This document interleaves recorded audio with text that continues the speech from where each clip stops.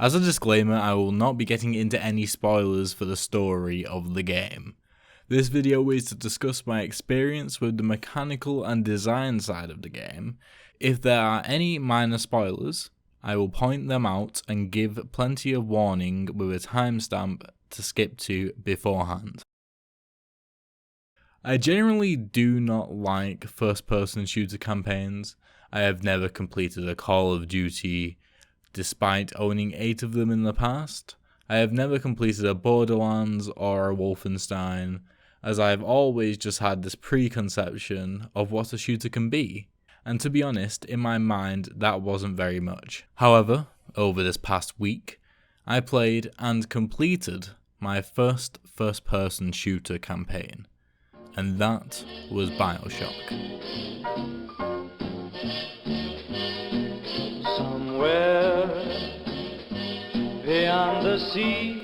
Bioshock was developed by 2K Boston and 2K Australia, and published by 2K Games. It's the first game in the Bioshock series. It was released for Microsoft Windows and Xbox 360 platforms in August 2007. I picked up the collection on Steam a couple of years ago, as it was dirt cheap, and I did try to play the first hour of the original game, and it just didn't hook me in the slightest.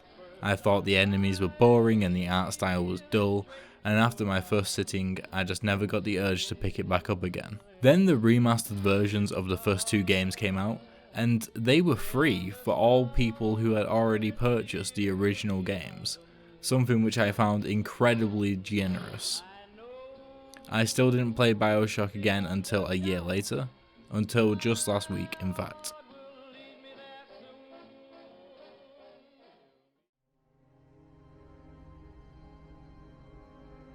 First of all, this is a general overview of my first ever experience playing through a first-person shooter campaign, not a critique of the game as a whole, and not a deep dive into any specific part of the game.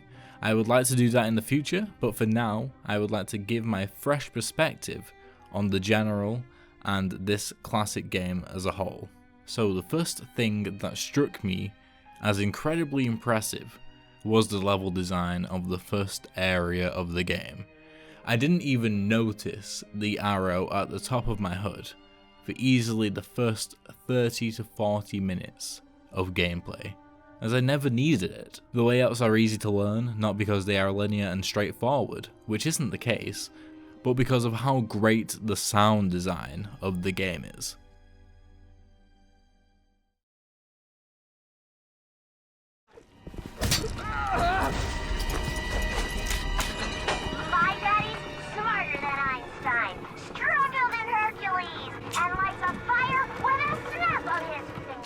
Everything that is important for the player makes noise.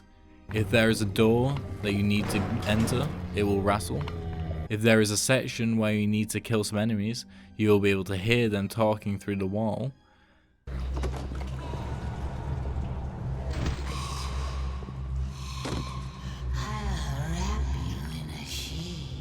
And the item shop machines that are scattered throughout the level are all strategically placed to keep the player moving towards the objective, as the placement of these machines are always before either a lot of fighting or in a central area of the level as a landmark.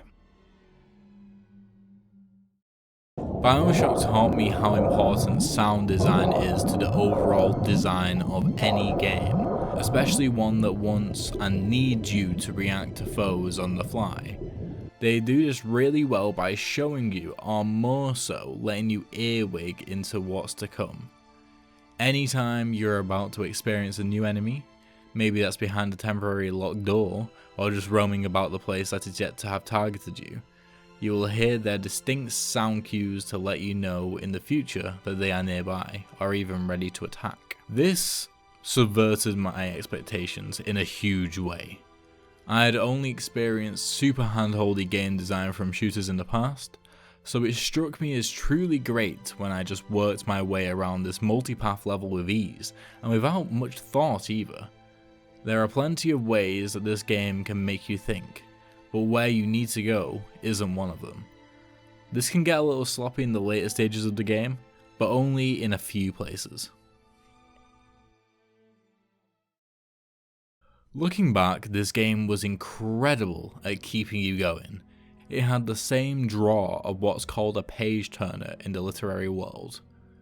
The game would give you a goal that would seem far away at first, in this instance saving Atlas's family, but then he would say words like, "You alright?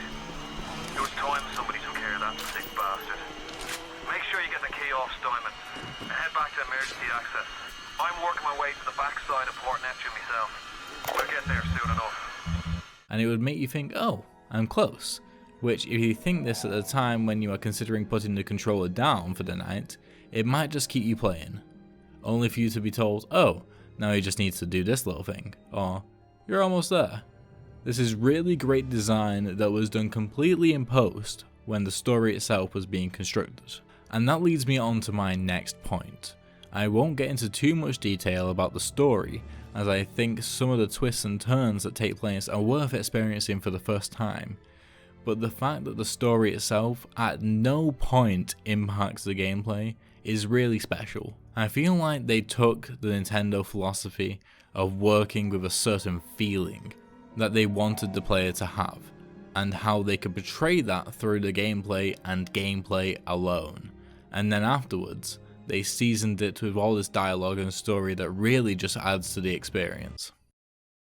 Now, I wrote this in my notes. This is sort of a side thing. And I wrote this in my notes while I was playing through the game. So to look back at this now, it's just really funny.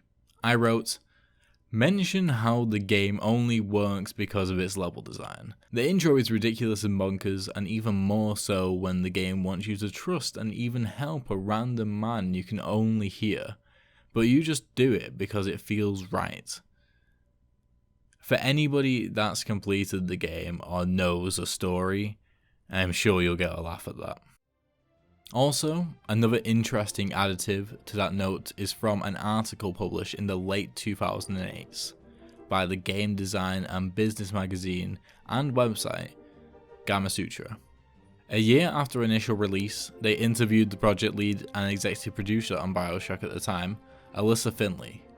She said, "It's easy to talk about the processes we use to develop the game, but it's harder to describe the creative spark that somehow managed to turn the most unlikely of premises, a failed underwater Art Deco utopia set in the 1960s, into a remarkable shooter. It took a visionary to make the creative choices to guide the game, and an incredibly talented and hard-working team to bring that vision to life." Now, as this is an action RPG and a shooter foremost, they needed to get the gunplay right, which I think they did for the most part. Each weapon felt unique and real, the guns had different recoil and did what felt to me as realistic damage and effects to the enemy, but they weren't anything special by any stretch. No, what made the combat feel real was the enemies themselves, especially the Big Daddies. Firstly, the Big Daddies were the best long con in design that I have ever witnessed. The game spent, well for me, 7 hours training me for the final boss fight, as most of the movesets of the Big Daddies were identical to the final boss. The reason behind the moveset of the final boss fight and the Big Daddies being so similar is down to the discovery during development. Again, this is a quote from the same Gamasutra article. The team discovered that with some polish and tuning changes, the act of dealing with a Big Daddy could be a truly epic battle in itself. This led to the realization that Big Daddy battles should be a key to player growth, essentially providing a roving boss battle that players could undertake at any time and place of their choosing. The key words being "of their choosing" is also really key to pulling off such a great learning experience for the player.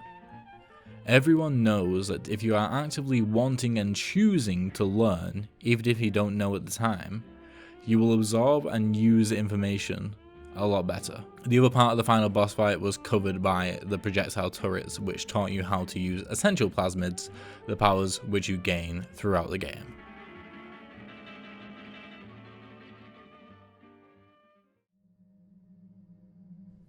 Also, and I don't say this lightly, but my first encounter with a Big Daddy was by far the most nerve-wracking and adrenaline-inducing encounter I've experienced in video games in a long time, especially the first one. You don't have a super good toolset. The model that they created for the Big Daddy is super imposing and incredibly intimidating, and again, the sound design for its movements and wails are superb.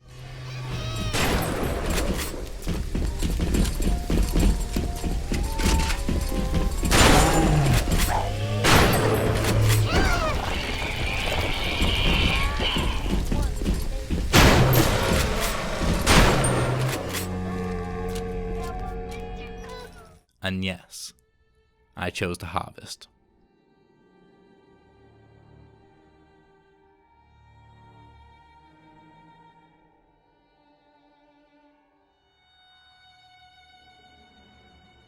The combat was also really interesting with some of the splicer variants as well.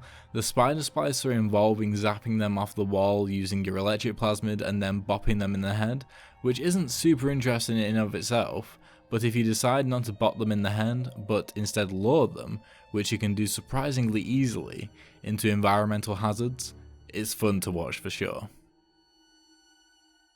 If you want to skip a very minor spoiler, then please skip to the timestamp on screen. Fort Frolic is maybe one of the most frightening and fantastical sets I have ever had the pleasure to cower in. The statue scenes that you could stumble upon were beautifully displayed and executed, and the music was just phenomenal overall. Also, I love how, whether it was an active design decision or not, that Sander Cohen was the first character that showed themselves to you without any barriers or walls or anything. You could just walk up to and interact with them. This works so well with the character being who he is, definitely someone not to hide behind the curtains when it's time for his grand entrance. Moving on to another mechanical design choice that the team behind Bioshock made was the unique spawn system. The system isn't a pseudo quick save point where the NPCs, turrets and your progression resets. Instead, you start over at one of the nearest spawn points that are placed usually ahead of dangerous areas, and you carry on as if nothing happened, with a bit of health and mana for your troubles.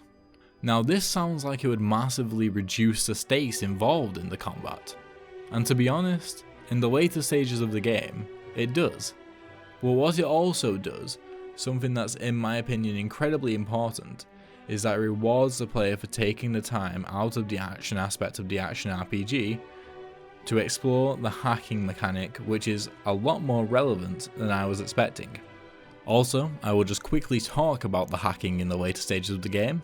My god, that is some terrible design. You can tell they definitely had gotten lazy towards the end. They, like a lot of designers including myself, when considering difficulty creep for a specific part of the game, they looked at all the different aspects and parameters, in this case the speed of the flow and the number of obstacles, and just decided to increase them over time.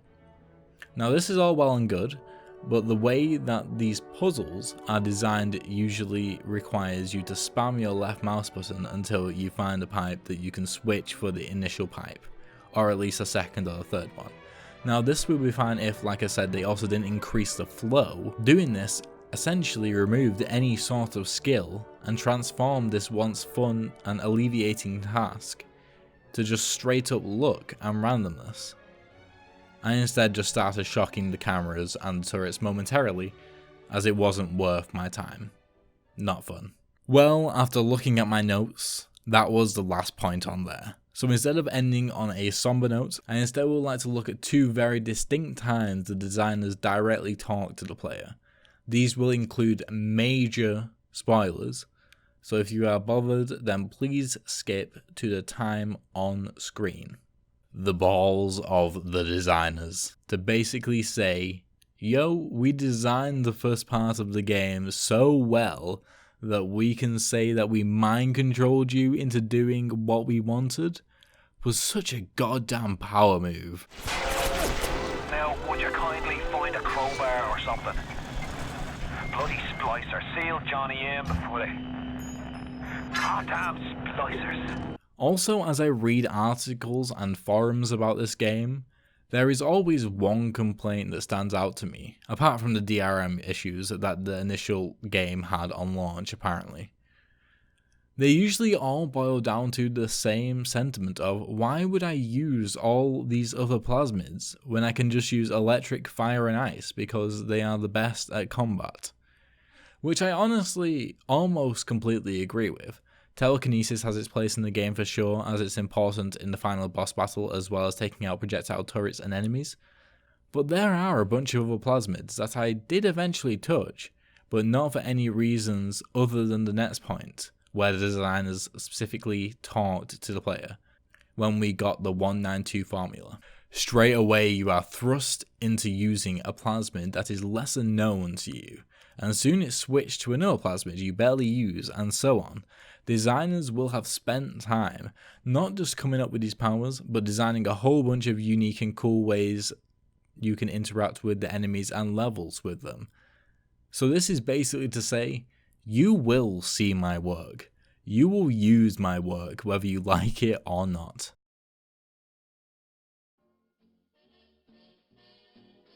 So overall, yes, I really enjoyed the game, but the main takeaway is that I enjoyed it much more than I was expecting, because I didn't expect much at all. So if you have any games that you've been meaning to play, but don't feel like playing that particular genre, or you have had bad experiences with that genre in the past, give it a go. You never know what you might find. Now that has been my fresh perspective on a game that has now been out for nearly 12 years. What did you think of the video? And what other games would you like me to play that I haven't already? Please leave your suggestions in the comment section below.